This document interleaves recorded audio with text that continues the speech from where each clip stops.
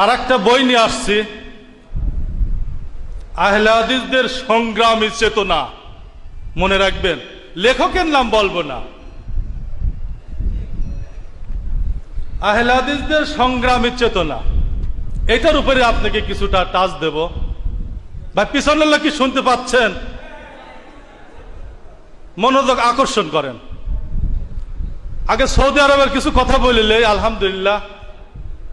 বগুড়ার এক বিশাল মাদানি টেলিফোনে কথোপকথন হচ্ছে,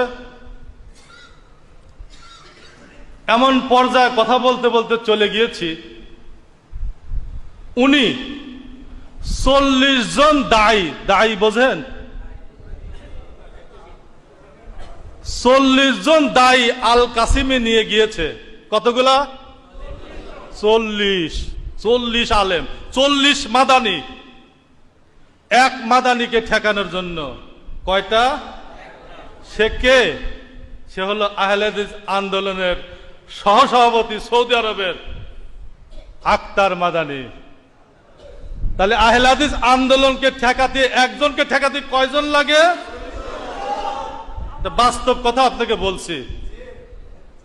আর ওই বগুড়ার ভাইরা চিনবে, নাম বলবো না, মাদানি আছে সাথে। আমি তাকে বলেছিলাম, আমি এই জেনুইন নাম্বার দিয়ে কল দিয়েছি, আমার নাম্বারটা জেনুইন নাম্বার, আপনি লিখে রাখেন, নাম সোহরাব, গোপনে নয়।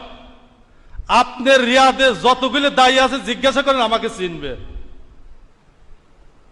এবং এই নাম্বারটা আপনি যখন রিয়াদে আসবেন, আপনার যদি বুকের পাটা যদি থাকে, রিয়াদে এসে বক্তব্য দ্বারা পা কেটে নেব, এইভাবে হুমকি দিছিলাম। বগুড়ার সেই লোক। এ পর্বসার আন্দোলন। এখন বোঝেন, একজন দায়ীকে ঠেকানোর জন্য কয়জন লাগে? আহলে হাদিস আন্দোলনের শুধু। তাহলে বোঝেন কি কাজ হচ্ছে। এখন আসে, আমি বইয়ের দিকে আসি। বইটার নাম কি বললাম?